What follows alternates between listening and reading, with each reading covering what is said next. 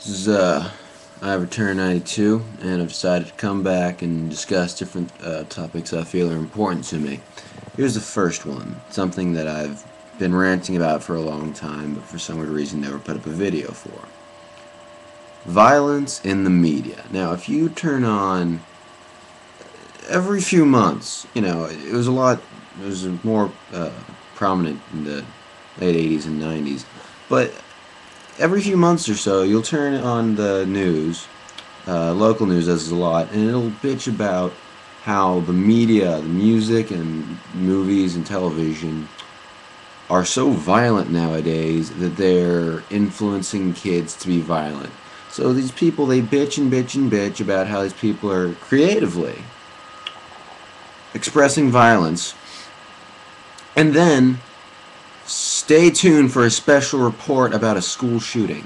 See, now, if you ever notice, whenever there's a big story that involves violence, they always build up hype.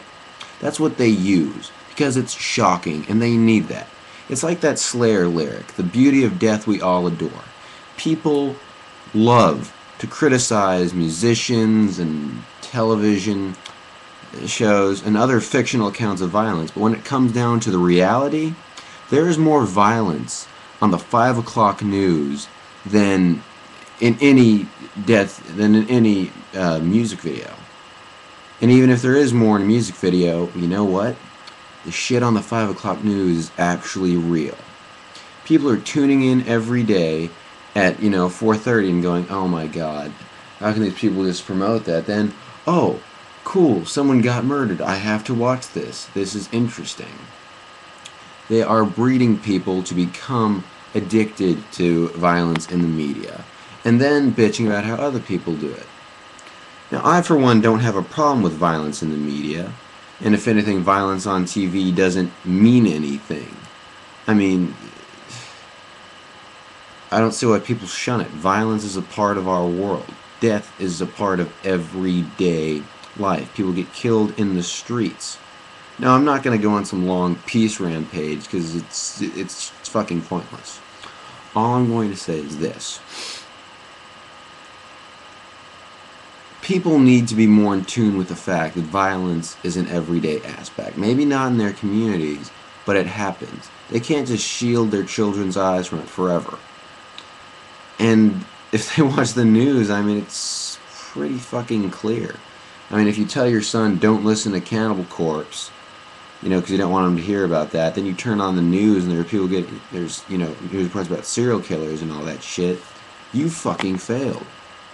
All he does is look at it, and it's real. It's very, very real. While it is in music, for example, it's gotten out in a more fictional and creative way.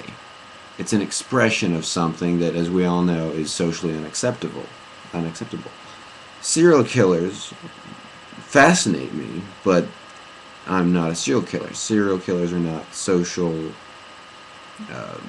They're not accepted in mainstream society. That's just the reality of it. And yet, the news seems to work against that by putting so much focus on it. So my question is this. How the fuck can they rip on creative, fictional, non-literal accounts of violence in other forms of media, while they themselves portray it while it is very real, very interesting, and very susceptible, or very interesting to susceptible children? Now, I don't have local news. I'm in England, and I don't watch BBC.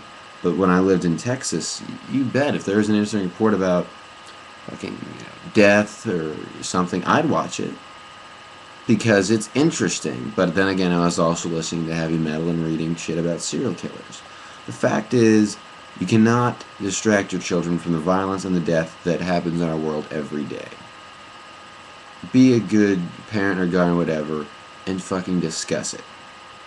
Okay? It's out there. You cannot change that.